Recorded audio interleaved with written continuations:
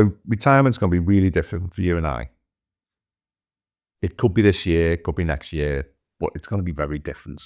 Yeah, we talk a lot about the financial aspect of retirement, but we don't really talk about the human side of it and how it is going to be different for both of us. Even if we think about our journey to retirement, it's different. Yeah. Yeah. So thinking about it, I moved, didn't I, from a job where I was doing 60 hours a week, horrible, traveling a lot, and then I moved down a level to a job that wasn't quite as tough, and now I've moved down a level again, significantly reduced my salary, but in a much more easy, comfortable place, aren't I? I don't think you've done that really, have you, in your career? No, I haven't. No. I work from working full time. I did part time work when the children were small.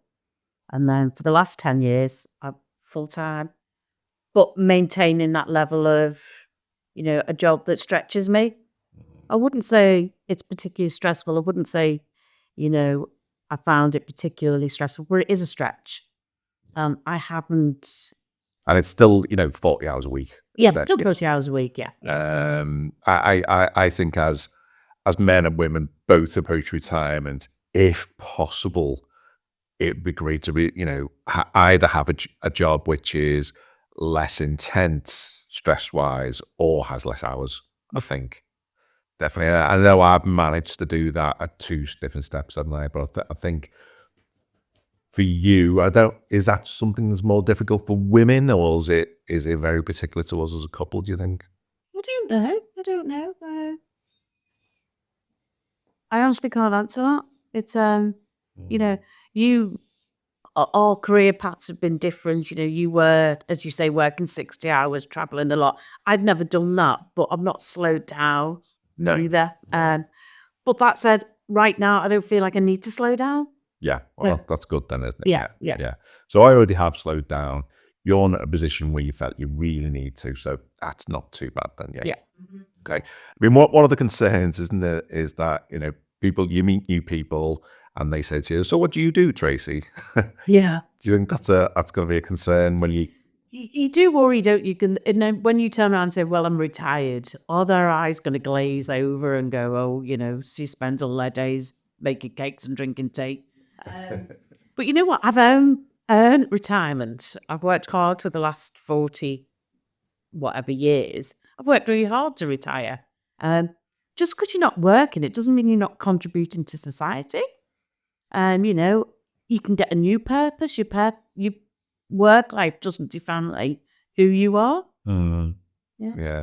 You know what? I've stopped asking people what they do. I just think it narrows people to their career. And quite a while ago, I purposely said to myself, if I meet new people, I'm not going to ask them what they do.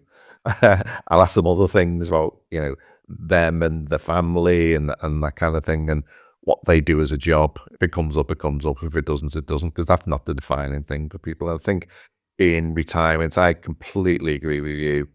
I've earned that. It's a pride moment. So I've got through it, and now I'm doing things for me. It's retirement. Yeah. Get your new purpose. Yeah. I think another thing as well, when you think about, that could be a worry when you think about leaving the workplace, is your friendships and your relationships. You work with people on a daily basis. You meet the coffee machine conversations. That all kind of comes to an end. It doesn't have to. If you want to, you can keep those relationships going, but you have to make the effort. And I have to be honest, that's not a major concern for me or you, I don't think, Eric, because we've got great friendships from our careers with people we worked with over 10, 20 years ago. Haven't worked with them for 20 years. We're still really good friends. And we still meet up with them regularly, don't we? And in the current workplace, I haven't really developed them kind of deep relationships, and neither do I particularly want to before I leave. So that's not a concern that I'm particularly worried about at all. Yeah. Probably when I do leave work, I miss a few people. I'll work with some nice people, but I won't be desperately trying to rekindle them relationships, I don't think. Another thing people talk about is that fear of boredom and not being able to fulfill your days. Lots of people say, "Oh, I don't know how I had time to work," because they're so busy in retirement. Maybe looking after elderly parents, grown-up children, maybe grandchildren, developing new hobbies. Yeah.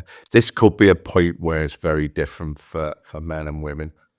Obviously not in all instances, but I'm thinking about the people I know who've retired, and I wouldn't be surprised if this is common that females do find themselves restricted in the amount of spare time they get because they have more of an involvement in managing adult children's settling down from university or whatever it is that they're doing. And then also probably for lots of women, involvement in looking after elder parents as well. If you, I don't know what you think about that as a woman, but from looking outwards, I can see that potentially happening more. Yeah, yeah. I mean, it's also nice to be able to spend more time with your elderly parents and your children Yeah. and settling them in. I'm worried because I don't have a great deal of hobbies, and I think this might be wrong, and please do comment. And I don't think females generally have lots of hobbies because our life's kind of been working, bringing up children, home. And I know I'm talking very traditional roles here, and I do know it's changing. But, from my personal perspective, that's been my role. It's been very traditional.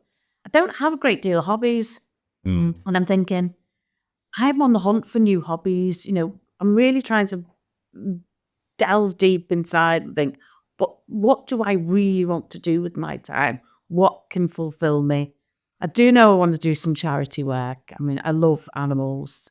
I would love to do some sort of charity work with that at some of the local charities here. But then, what else? What is going to fulfill me? And it's a real privilege to be able to have that time to say, this is what I want to do, and I'm doing it for me. You've got Absolutely. loads of hobbies. I've got a ton of hobbies. I think I'm the opposite, really, is I really want to spend more time on relationships and people and health. I have so many hobbies. I don't know how I'll fit my work day in. And I'm really looking forward to continuing with all them hobbies and improving them. But at the same time, I need to carve out time in the day. I've not been great at keeping up some of the family relationships that I kind of wish I had. And I want to carve out a lot of time for getting fitter as well. We both talked, haven't we, about getting a combined gym membership of some kind, and spending a fair amount of time outside, as well, walking the dog, that kind of thing, getting ourselves more healthy. So it's not been a fear for me, although I've got too many hobbies, but I do recognize for you that, I've got a house full of gadgets and musical instruments and all kinds of stuff, whereas as you don't really go in for that kind of thing. No, I'm definitely an outdoors person. But yeah, I am looking to expand hobbies. Yeah, and I'm very much an indoor person. So I'm got to force myself to get out more, and you've got to find some hobbies that are not just because you know what, if you retire in June, you've got this honeymoon period of like 4 months of summer, haven't you? Where you can get out a lot, but then you've still got to have a great time between October, November, December, January, February. That's a long period where we will have some disruptive weather if we stay in the UK. Well, I was just about to add that there will be holidays, but and there might be extended holidays. But yeah, I've got to find something I can do even when the weather's bad. You know what? I don't think it's a one-time event retirement, is it? I was thinking about this the other day, and I think it's quite similar in a way to get married. You prepare for the big event, you have the big event, it's amazing, and then some point in the next few weeks, you've got to go, well, what do we do now? We've done that. Let's make a life for ourselves. And retirement, in a way, is similar, isn't it? You get through that. Oh, we've retired. We'll do a bit of a cruise or something to celebrate, and we'll celebrate with friends. And then we go, right, let's settle in and make a new life, really, I think. Yeah, let's stop planning retirement and let's be retired. Yeah. Yeah. Yeah. Yeah.